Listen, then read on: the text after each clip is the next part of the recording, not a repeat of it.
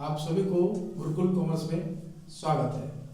आज आप लोग को हम बताएंगे cash flow statement. Cash flow statement class 12 के लिए और ग्रेजुएशन के लिए भी जरूरी है। Cash flow statement. Cash flow statement है क्या चीज, ये बनाएंगे क्यों, जरूरी क्या है, ये सब जानना है हम लोग को। कैश फ्लो स्टेटमेंट जैसे मान लीजिए आप लोग का एक दुकान है, दुकान में आप किसी को रख दिए हैं और आप दूसरा दुकान देखने चले गए हैं, तो आप क्या करते हैं, आपका कैश फ्लो मैनेजमेंट देखने के लिए एक मैनेजर को रखे हुए हैं, लेकिन आप जब शाम को आकर अपना अकाउंट चेक करते हैं तो आपको कितना कैश में आया, कितना कैश गया, ये सब जानने के लिए हमको कैश फ्लो स्टेटमेंट बनाना पड़ता है। कैश फ्लो स्टेटमेंट को बनाने के लिए 3 कैटेगरी है। पहला है operating activity.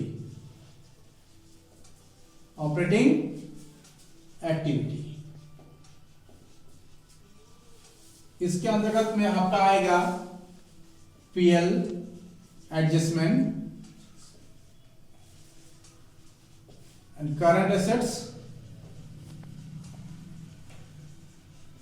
And current liability.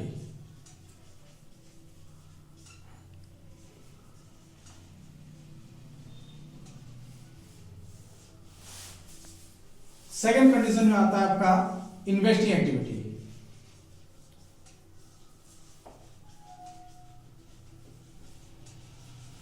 इसके अंतर्गत में आता है आपका फिक्स्ड एसेट्स।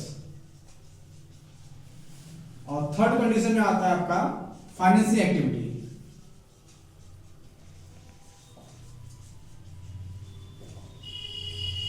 इसके अंतर्गत में आता है आपका share capital,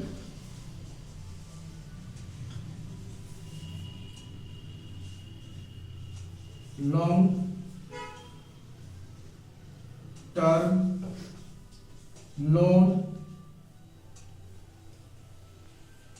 loans and debenture. Otherwise अगर आपको जैसे आप डिविडेंड पे किए हैं या टैक्स पे किए हैं, सब इसी में आता है। Dividend paid, tax paid, etcetera.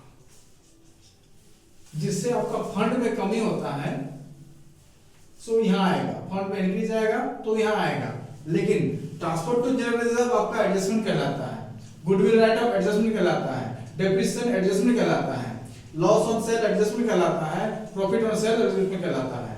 तो जिससे आपको फॉर्म में लगे कि प्रॉफिट हो रहा है तो उसको लेस करेंगे, जिससे लगे फॉर्म में हमको लॉस हो रहा है उसको ऐड करेंगे। आगे के लिए और क्वेश्चन हम आप लोग को बताएंगे जिसमें आपको खास से अधिक क्लियर होगा। तो थैंक यू। आज के लिए चैनल को सब्सक्राइब करें और शेयर करें। थैंक यू, धन्यवाद।